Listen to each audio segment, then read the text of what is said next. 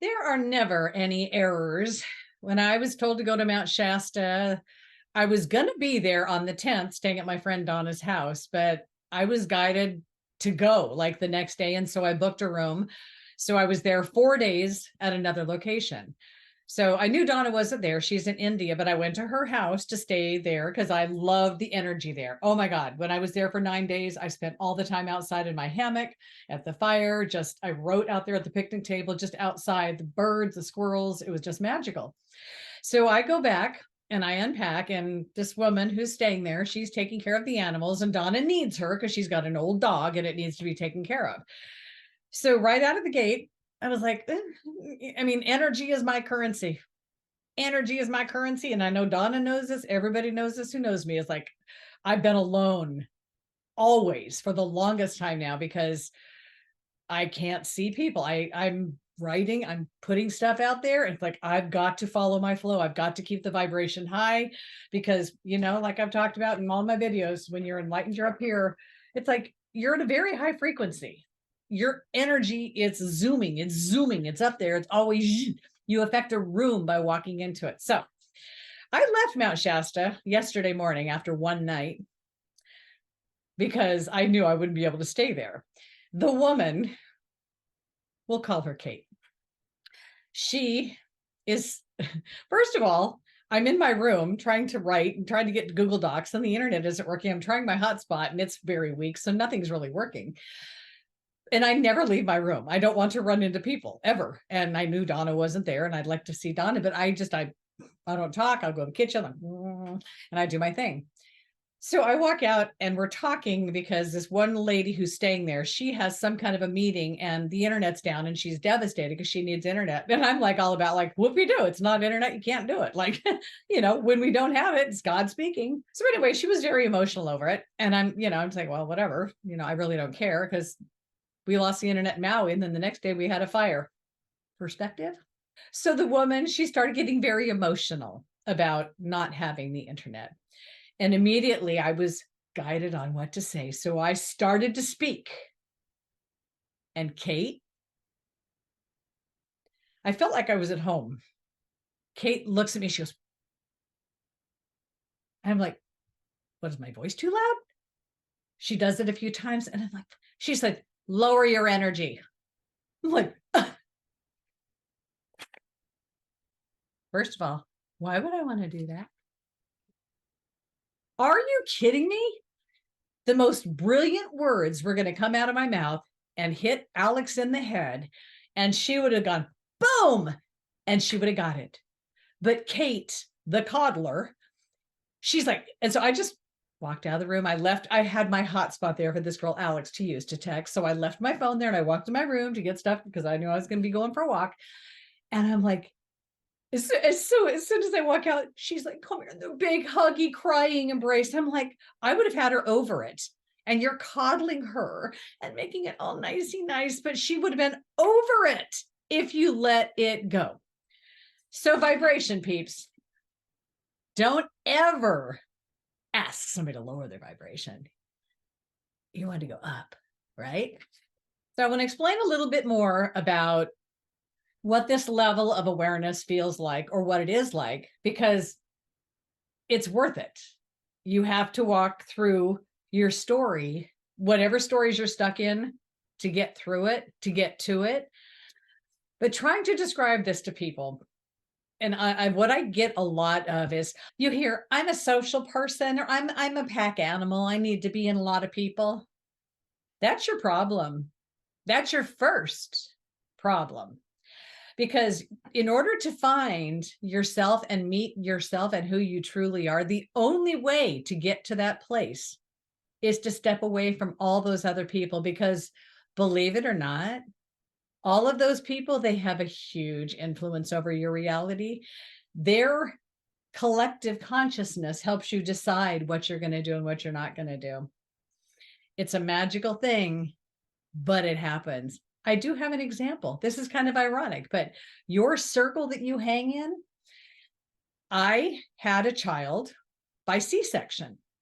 I was hanging out with this large group of complaining, whiny women. Oh, the stuff we whined about. And they talked about how, because some of us played soccer together, we played tennis, we played stuff. And they were talking about how, oh, they can't do any exercise because they have to pee. They pee themselves. It's like, and then it's like, but it's so funny how the conversation is, because you hear women talking about their periods. They all get their periods at the same time. When they're all together. It's all vibration, people. It's all vibration. But so these women talked about, and these women had babies the normal way. I had a C-section. We all had them all different ways, I guess. But they talked about it that, oh, it's going to happen to you too. You're all going to be squirty. It's like and so guess what? As a matter of fact, it's like over a matter of time, all of the women in this group were all playing sports together and doing stuff. And suddenly we all have to go pee because we're all like, I can't jump. I can't do a jumping jack.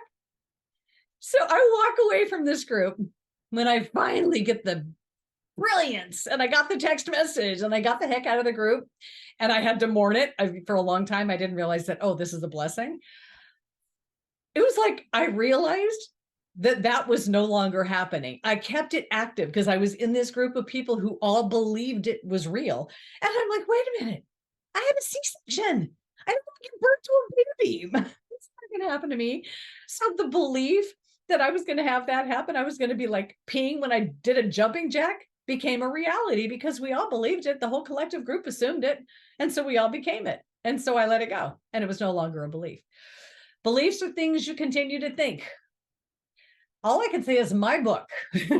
You got to read it, because I share my story on how I went from looking and looking and looking. And I read this book and it opened up like, oh my God, oh my God. And then I had this book, oh my God. And then this book, oh my God. And each one took me down a different lane, and each one became a download of some new information, because I was a blank slate, an open canvas to receive absolutely everything that came through me, because my life was not working. I was not happy. I had illness. I haven't had an illness since I manifested a tailbone infection in 2017. Oh, it was a doozy. It was a biggie. But I asked for exactly what I got, and it was unbelievable. And it was specific. I said, make it so I can't go to work if I'm not supposed to, but don't break any bones, because I had like all these stairs to go up. That's exactly what I got, a tailbone infection. So I was debilitated. We get what we wish for. That was when I played with law of attraction. That was my early stuff. That's early in the book. And then later in the book, I realized that I'm trying to make things happen. And by trying to make something happen, I kept pushing it away. And I learned it's because when we think we don't have it, when we're looking for it, trying to make it happen, we're acknowledging in our soul that we don't have it. It's not ours. So I started becoming abundant and allowing everything that is mine to show up. It's how you think, how you feel. But when you're surrounded by all these other people that tell you what you should believe and how you should feel and how you should think, you can't access this part of yourself. You can't. And my phone is nowhere near me. Keep that thing away from you. On my phone, I have 0 notifications and my ringer is always off. I can't look at it to see if there's text messages, Facebook messages, anything. There's no badges, no notifications. So if I decide to go look at my text messages, hit on it, I'll see what I have. It doesn't rule me. I check my phone and use my phone as I want to. And living this way has brought me so much peace that it brought me to this space, silent all the time. By being silent, God's sending me out on little missions in this town where I live to meet people and wave my wand and bring magic and sprinkle dust. It's all happened here in this town. And now my time in this town is done. I have made an impact. Oh, I've rattled some cages big time. People who prayed and said, I need help. And then I show up and I'm the best friend you can ever have, because I'm never angry. I'm never jealous. I'm always perfectly love all the time. But once we reach that place to where we discover that thing that you prayed for me to show up to help you with, and then I go like, okay, here you go. You got it. Go. Come on. I'll cheer you on. Many take the leap. And then they're like, oh my God, thank you.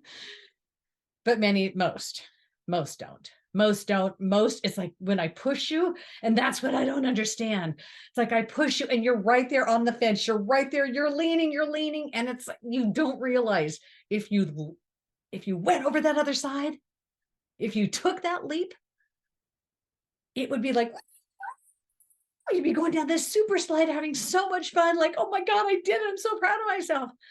But what these people do is they're right there. It's like, I can't do it. They have no idea what they lost out on.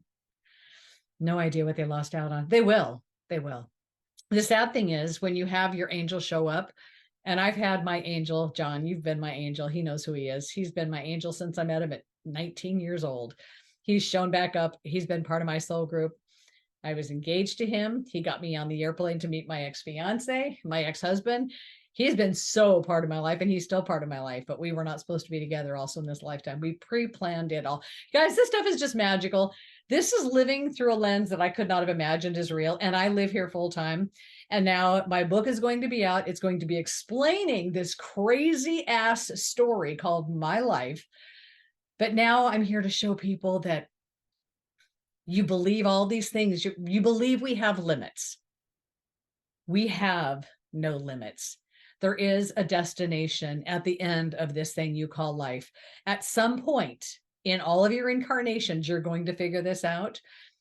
I did it in this lifetime. How many have I had before this? I have no idea. All I know at this point is in this lifetime, it was bad enough that I fought hard enough. I was quiet enough to listen to the voices that led me to be who I am. And my book will explain step by step the choices I made and the fact that it was one step at a time. You will see I don't plan anything. I go when I'm told. I'm the last to know and the first to go. I don't plan anything. All the stuff that we think we're doing as humans to make this life the way it is, the way we think it's supposed to be, by planning and wanting. When you get here, you don't want for anything. You fully surrender because you don't want stuff. Stuff doesn't matter. You don't get sick. It's wild. You don't need food. You don't feel hunger. Speaking of, this is really part of the magic of it. When you're in the fifth dimension, you don't feel hunger, but you know your body needs food. So I will have, and I trying to find food that I like. It's impossible. I loved Mexican. I like it. But I try and like, maybe that'll be good. And I tried Italian food with red sauce yesterday, thinking I haven't had it. And now I'm liking all new things. So I tried it. I hate it even more. It's like, I don't want anything with red sauce. It's just so thick. So you have no hunger. I'm not thirsty, but I make sure I drink. I make sure I eat, and I try and have fun stuff that I'll eat. But the funniest part about it is the body. I'm in this body, but I'm not of this body. In this earth and not of it. I'm in this skin bag, carrying it around until I'm ready to drop the bag, and then I'll cross over whenever that is. I have a long time left here on this rock. But one of the most fun things that I play with that I don't want to play with is the body sensations. I don't feel the heartbeat. I don't feel the blood pressure. I don't feel any of that. When I'm laying down and it's completely still, I try to feel it and I can't. But I walk a lot and I drink a lot. So I realized that I need to get myself in front of a restroom as often as I can, because I will go and not feel any urgency at all. And I will forget that I haven't gone in a while. But once my body gets in the vicinity where it's like, oh, there's porcelain, it's like all bets are off. I just know, because I don't feel it. I don't feel feelings like that. I don't feel that I need to go. So then I finally get there. It's like, oh my God. And I got a belt on usually, man. It's like that belt's got to go. I got to have clothes that fit. So I don't have to wear a belt anymore. And in wrapping up, I believe this will be the last video. I'm not going to do another one unless I'm told to. The biggest thing about this space of, for the last time, is being ineffable, fearless. When you know you don't die, why would you have any fears? So I have no fears. That's the end of that. Why would you have any? But the biggest thing that I think most people can't wrap their brain around is the fact that being present and not thinking means I'm not thinking about you. You're not on my mind, ever. Nothing is. Because there is nothing to worry about, ever, because everybody is here on their very solo journey, and they have everything they need within themselves to figure it out. My child, my ex, my sister, everybody has everything they need to figure out their journey. And I just give them their journey. I give it to you, I give it to you, and I bless you, and I move on. I don't think about anything. And one of the things about a man that I dated is like, you're not even thinking about my needs. It's like, I thought we were showing, it's like, I thought we communicated everything. I'm not having to read your mind because wouldn't even consider doing that. If you don't tell me, how can I know? Because I don't think. And I wrote an article about it, I think a couple of years ago.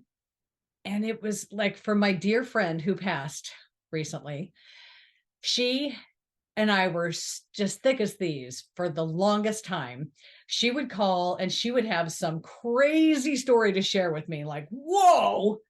And then I would share with her and she'd be, whoa. And we both got so much out of our conversations. But what I wrote in this article is how I never think about her. She was very sick. She was very ill. She had a lot going on. I never gave her any thought because I don't think I'm present. But if I heard my phone ringing back then, I would have it on. And if I saw it was her on there, I would jump across the couch to answer it and talk to her. But I wasn't thinking about her. But I would jump through hoops to talk to her. But I wasn't thinking about her. And so trying to explain this to people, I know you can't believe it because you're like, I know you have thoughts. No, I don't. No, I don't. I am in no thought always. And I wrote this in one of my many things long ago. I feel like I'm an empty flash drive. Blank. I live like this until I'm given something and then I move. Always happy, healthy, always going to be healthy. There will never be illness again, ever. I'm believing this is a wrap. I'm going to put them all on one page on my website. So it's all in one place, like I did with Dan and Maria Elena. Thanks for listening, guys. I'm out.